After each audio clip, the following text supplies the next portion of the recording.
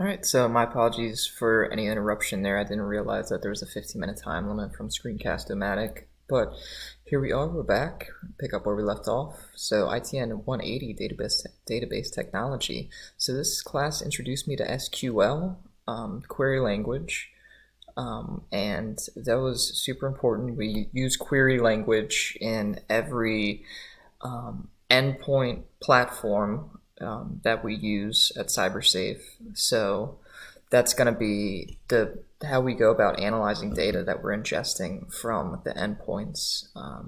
You can see we use it in Microsoft Defender for endpoints. It's called Custo Query Language to help analyze the data. Our SOAR program, which was actually created in-house, we're also going to use a query language. And I mean, come to think of it, all the logic behind the query languages is used for all the platforms, whether it be SentinelOne, Carbon Black. Every platform is going to use that query language, some variation of the query language. ITN 200 system administration. One of the key concepts I learned here was how system administration is often automated, which I was not familiar with before this class, but it makes a lot of sense. In this class, we talked about we put together scripts with PowerShell commandlets, and understanding these scripts is very important for security analysts to understand, just because a lot of these malicious scripts that are going to be dropped on endpoints, a lot of them are going to be written in PowerShell. So super important to understand PowerShell commandlets and know how to read PowerShell, just to understand what you're looking at and just decipher something and be able to determine if it is malicious or just normal automated scripting activity. Advanced security operations. So I actually took this class when I was first hired as a SOC analyst, and it was interesting taking the class and working at a security operations center at the same time, because this class, I'd started a few weeks before I got hired. It actually introduced me to working with SIEMs, different data analysis software stacks, such as the ELK stack, which is what we used in class. And all day, every day at my job, I'm really just looking at SIEMs, just analyzing different activity. So this was an interesting class because it kind of gave me a primer to what I was going to be doing in my day-to-day job. Digital forensics, this was a super interesting class, probably my favorite class that I took at Dell Tech. This class introduced me to hashing algorithms and how files can be checked for integrity through the use of hashing, which seemed, I know when I was initially taking this class, I was like, wow, this is like super complex, like I don't understand this really. But nowadays, I mean, I'm checking the file hash for every file that I find on a system. Not every file, that would be crazy, but you get what I'm saying. Any suspicious or suspected suspicious file, we're going to be checking that file hash with an online database such as VirusTotal. And VirusTotal is an online database where you can check the hash and compare it to what dozens of other security platforms like Microsoft Defender, SentinelOne, or Carbon Black have all determined the file hash's reputation is. So if you take that hash and you put it in VirusTotal and it has a high malicious reputation, you're going to want to alert the client to that, let them know they have a malicious file on their system. Other instances, you take the file hash and you put it into VirusTotal and it's not malicious, and then you kind of go from there. So that's kind of an overview of my ITN classes and how I thought they helped me in my current position. So timeline, I'm not going to go through all this again. I gave you a pretty good overview of it in the About Me section. So we're talking about graduating from the University of Delaware, 2016, 2021. I was working in restaurants, February 2021.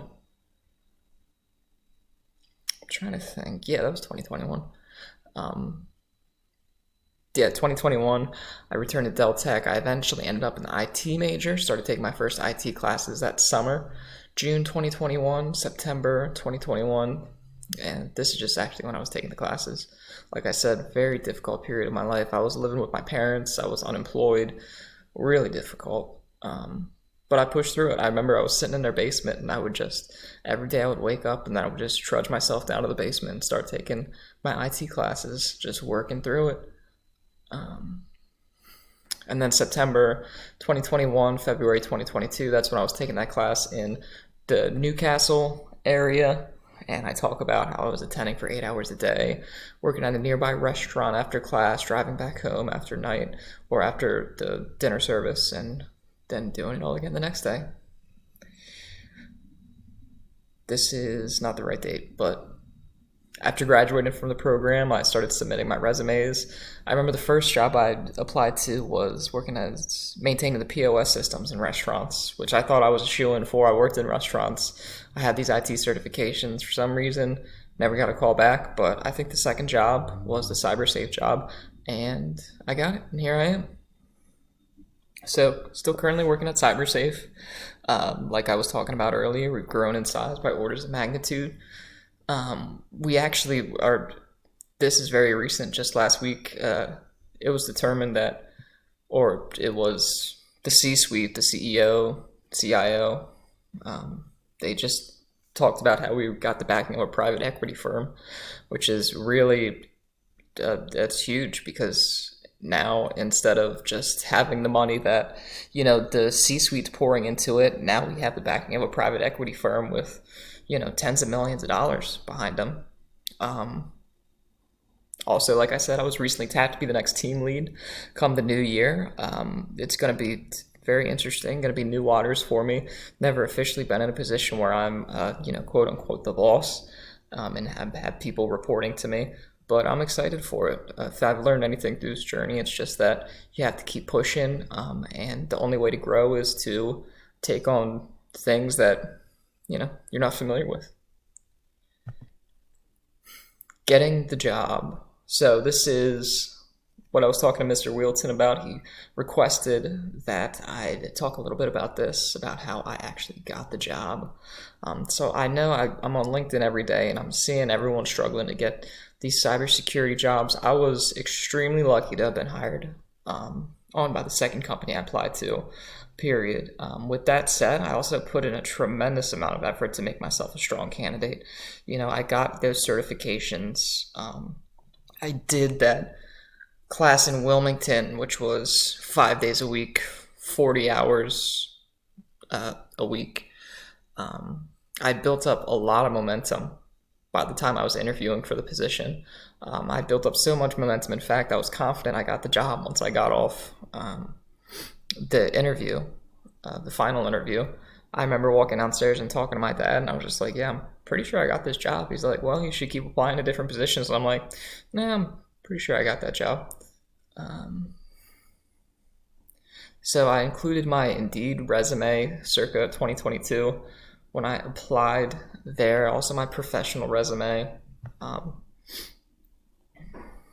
This was my Indeed resume. You're more than welcome to look through that in the link. I'm not gonna make you sit here and look at all that.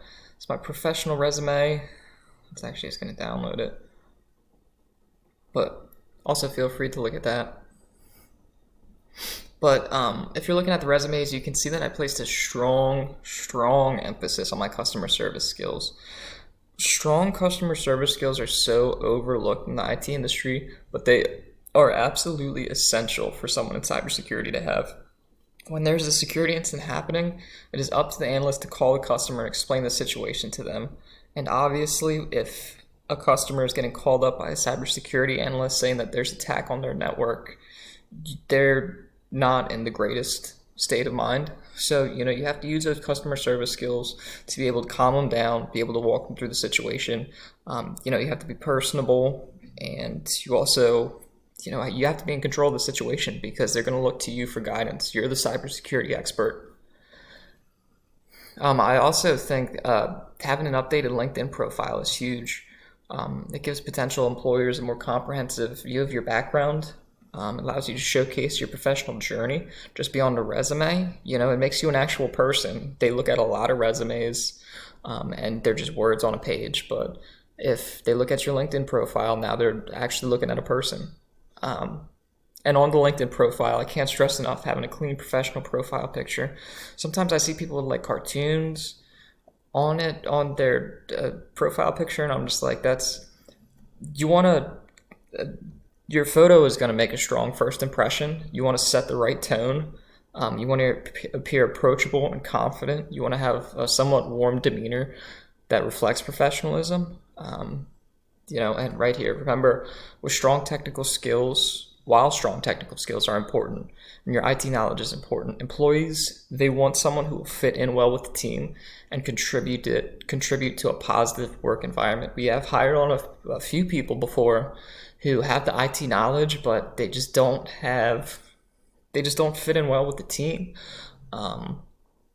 They just don't have those people skills. People skills is so huge, and people looking to hire people into IT are looking for those people skills. A lot of the times, the first position you're going to get is going to be on a help desk, or you're going to be, that first person that the client is contacting. You gotta have good personal skills. I talk a little bit about my interview here. It was almost 3 years ago. I don't remember too much about it, but I do remember most of the questions were just kind of situational, and they were really meant to test my critical thinking skills. For example, what to say to a specific client email inquiry. And, this is so. I say this is critical thinking skills because they ask me what I would respond to a client who is asking a technical question. And in my head, I'm like, I have no idea. And then I'm thinking, oh, well, give them a customer service response. And you just email them back. You say, we appreciate you emailing in with this request. We're currently looking at this with our team, and we will get back to you as soon as possible. Just basic things like that. I'm trying to remember a few of the technical questions. I know 3389 was asked. 3389, of course, being the remote desktop protocol for Windows. And they also asked me to explain what DNS is. Just some very basic things. You don't really have to be in the industry for too long. You don't have to be super knowledgeable. DNS and your ports are, you should know those by the time you graduate, I would hope. And again, I just reiterate, good soft skills, able to think critically to find solutions. The thing I've really noticed in cybersecurity and IT is that most people don't just know the answer off the top of their head, but they have good investigation skills. They know what to look for, where to look for it, and they will find you an answer. And you got to have that personal drive to find an answer.